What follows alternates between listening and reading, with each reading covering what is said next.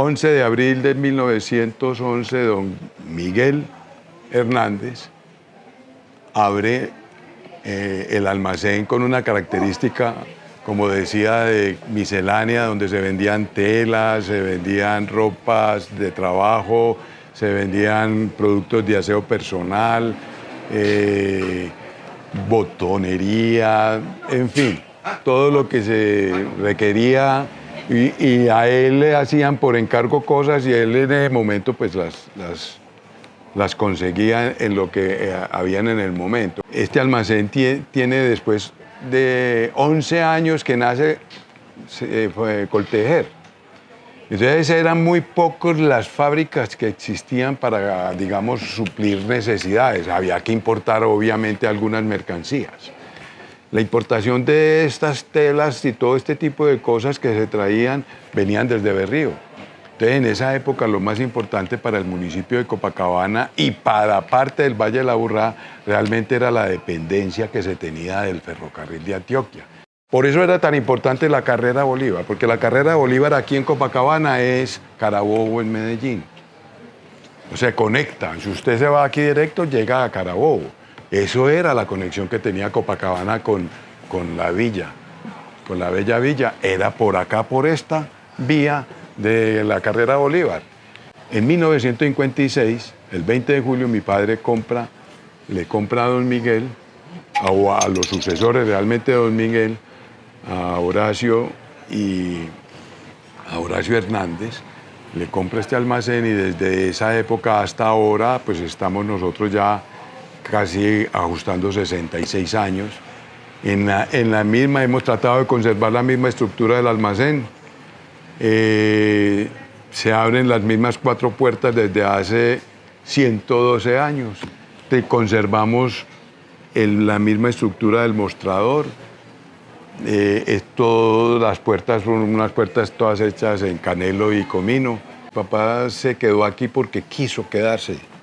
Que a él mucho rato, inclusive la gente del Éxito, mi papá le ayudó a la gente del Éxito, les prestó plata para que comenzaran el Éxito. Y le dijeron posteriormente, hombre, don Bernardo, encontramos aquí cerquita al almacén un local, véngase para acá. Y yo no, yo me quedo en mi pueblo. Y entonces las historias de cómo, por ejemplo, la relación de mi papá con la gente del campo. Mi papá no le gustaba venderle sino a la gente del campo. A mi papá no le gustaba a la gente de acá. Entre otras cosas, en la época que comienza en 1956, vivía más la gente en el campo que lo que vivían acá. ¿Cierto? Entonces, en esa época estamos hablando de municipios de 10, 12 mil habitantes, de los cuales 7 mil eran en el campo. O sea que lo que vivía aquí era muy poco. Cuando nosotros nos fuimos, yo me fui muy realmente en el año 70 de aquí. Pero en esos también, porque yo soy modelo 58, yo nací en esta propiedad. Y me doy cuenta, por ejemplo, de que lo importante de este almacén es que lo que trascendió en las regiones, no solamente al municipio. Aquí venía la gente de Barbosa, la gente de Atillo, la gente de La Palma, la gente de San Pedro, la gente del Alto de Medina.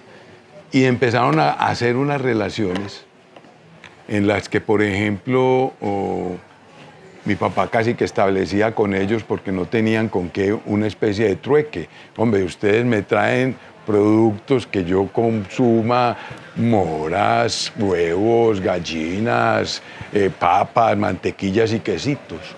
Y estableció una serie de acuerdos con ellos. Ustedes me traen eso y ustedes llevan cosas de aquí, en fin, ¿cierto? Una forma de trueque que hasta hoy perduran. Hay gente todavía que nosotros tenemos un contrato de los quesitos y nos los traen todavía aquí y se llevan cosas de acá. Entonces eso correlaciona, digamos, esa base social con que este almacén pues no era solamente el aspecto comercial lo que brillaba para los propietarios, sino que era también esa parte social de servicio. Y aquí hay mucha gente que aquí viene con historias de mi papá que a veces uno no cree. Mi papá llegaba y le decía, don Bernardo, se murió mi mamá, no tengo con qué enterrarla, tráigala, que venga, vamos a traerla. Y mi papá le enterraba a la mamá. y gente que agradecía todo ese tipo de cosas, ¿cierto? Y mi papá, pues, él le encantaba porque mi papá era gente de campo, mi papá nació en el Noral. Seguimos con las mismas líneas. Nosotros desafortunadamente hemos sido el reflejo de lo que se ha acabado el comercio en todo el Valle de la Aburrá y en Colombia. Porque en la medida que se van acabando las fábricas, nosotros en muchas partes, por ejemplo, aquí fue una casi que mi papá era el mayor distribuidor de grulla. Los zapatos grulla, la fábrica se acabó, pues se acabaron los grulla. Aquí pues todavía conservamos 2 o 3 piezas por ahí. Pero realmente el comercio de aquí refleja toda la ausencia de... Hace poquito se acabó ya Fatelares, no volvimos a vender una cobija de Fatelares.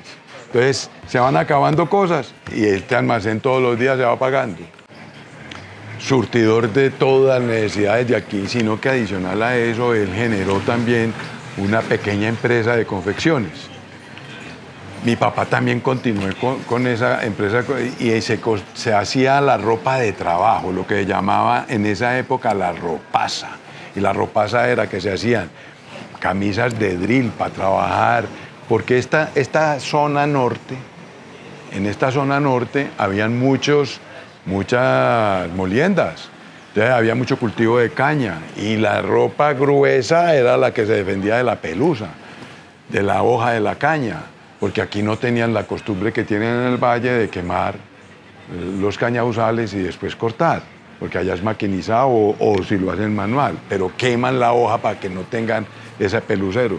Sin embargo, la ropa de drill, los pantalones de drill, las camisas de popelina ya para otro tipo de menesteres, en el campo, de otro tipo que no fuera para recoger café.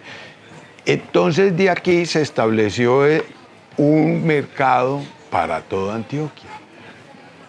Copacabana, cuando se establece como municipio en 1812, le tocó entonces esos periodos de la colonización antioqueña, esos periodos en que muchos de aquí y muchos de Oriente, porque muchas de las gentes que se establecieron en Oriente fueron gente que salieron del sitio.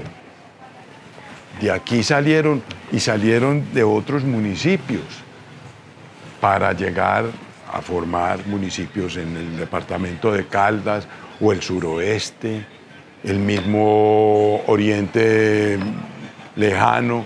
Todo eso salió en esas épocas de un municipio como Copacabana. Copacabana también tuvo que ver. Por eso pueden llamarse que Copacabana fue formador de pueblos, pero formador, no fundador. Porque es que fundador es que Copacabana hubiera salido y bueno, a fundar a tal cosa, este es Santa Rosa de Copacabana, o llegar y decir Santo Domingo de Copacabana, no.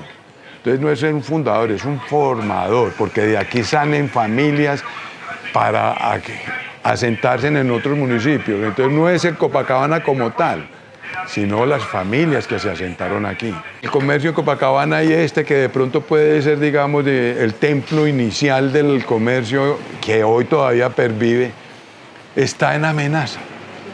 Está en amenaza, ¿por qué? Esto nació cuando habían 4 o 5 establecimientos, máxime 10 establecimientos de comercio en el municipio. Hoy pervive con una cifra de más de 6.000 locales comerciales en el municipio, donde lo que se olvidó a la gente del municipio es que el municipio tenía cosas que producía y se vendían. Aquí vendían cosas hechas de acá, aquí se vendían los calabozos, los famosos asadones y todo, lo producían aquí y se vendía aquí. Se producía, Copacabana tuvo una de las más grandes iniciaciones de la industria textilera de la confección. Hace poco hay una muchacha de acá hizo un libro sobre eso, sobre lo de Copacabana, y aquí eso fue una institución también. Pues hombre, eso se perdió. Uno porque preserva mucho, y los Sedal, por ejemplo, pues mi papá era un gran productor distribuidor de Hilo Sedal porque él confeccionaba, entonces mantenía. Todavía tengo cajas Entonces se vuelve más porque ya la gente, como no sabe que existe, no los vuelven a pedir. Pero las carretas de hilo que anteriormente se acababa el hilo y con esas carretas hacía uno juguetes. Eso yo tengo todavía, pero la gente ya sabe que cadena se acabó. Entonces eso es muy triste que a uno le toque ver ir muriendo. Entonces cada vez que se va muriendo una empresa, va muriendo un poquitico el alma de este almacén.